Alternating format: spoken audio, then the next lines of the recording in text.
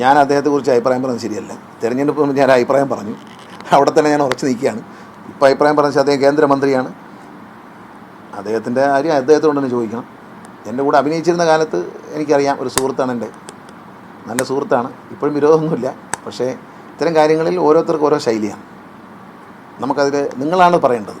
ശരിയോ തെറ്റോ എന്ന് നിങ്ങൾ തീരുമാനിക്കുക. പിന്നെയും സുരേഷ് ഏട്ടാന്ന് ചോദിച്ച് പുറകെ പോയാൽ കിട്ടും, കിട്ടുന്ന വാങ്ങിച്ചോളുക, അല്ലയോ? മാറിയില്ലെന്നൊക്കെ പറഞ്ഞ് എവിടെ പോലീസ് എന്നൊക്കെ ചോദിച്ചിട്ട് പിന്നെയും സുരേഷ് എന്ന് പറയുന്ന കിട്ടുന്ന വാങ്ങിച്ചോണം. നമുക്കതിനകത്തൊന്നും പറയാനില്ല. പിന്നെ സംസാരിക്കുന്നത്, ഞാൻ ഈ വഖഫിനെ കുറിച്ചൊക്കെയുള്ള സംഭാഷണം നമ്മളൊക്കെ ജനിക്കുന്ന മുമ്പേ നമ്മുടെ രാജ്യത്തുള്ളതും ഭരണഘടനയിൽ പറയുന്നതായ കാര്യങ്ങളാണ്. അതിനെക്കുറിച്ചൊന്നും ആവശ്യമില്ലാത്ത അഭിപ്രായം പറയാതിരിക്കുകയും ജനങ്ങളുടെ ഇടയിൽ വളരെ ഞങ്ങൾ LDF ഉയർത്തിപ്പിടിക്കുന്നൊരു വിഷയമുണ്ട്.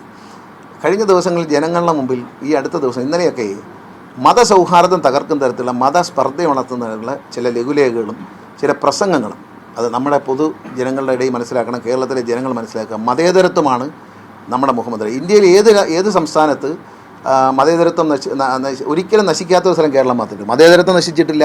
ദളിതരോടുള്ള ക്രൂരത ഏറ്റവും ഇല്ലയെന്ന് പറയാവുന്ന ഒരു സ്ഥലം കേരളമാണ്.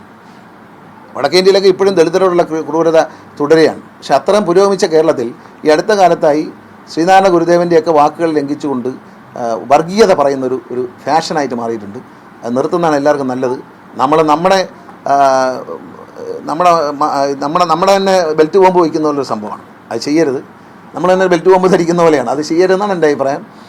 എല്ലാ മതങ്ങൾക്കും എല്ലാ വിശ്വാസങ്ങൾക്കും അതിൻ്റെ സ്വാതന്ത്ര്യമുണ്ട്. അത് അംഗീകരിക്കുന്നൊരു ഭരണഘടനയാണ് ഇന്ത്യയിലുള്ളത്. ചില ആളുകളുടെ അഭിപ്രായ പ്രകടനം ഈ അടുത്ത കാലത്തായിട്ട്, ആരാണെന്ന് ഞാൻ പറയുന്നില്ല, അത് നല്ല രീതിയല്ല.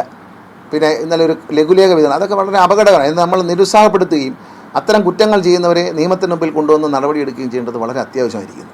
ഇത് കേരളത്തിൽ ഇന്നുമുള്ള ഒരു മഹത്വം എന്ന് പറയുന്നത് നമ്മുടെ മതേതരത്വമാണ്.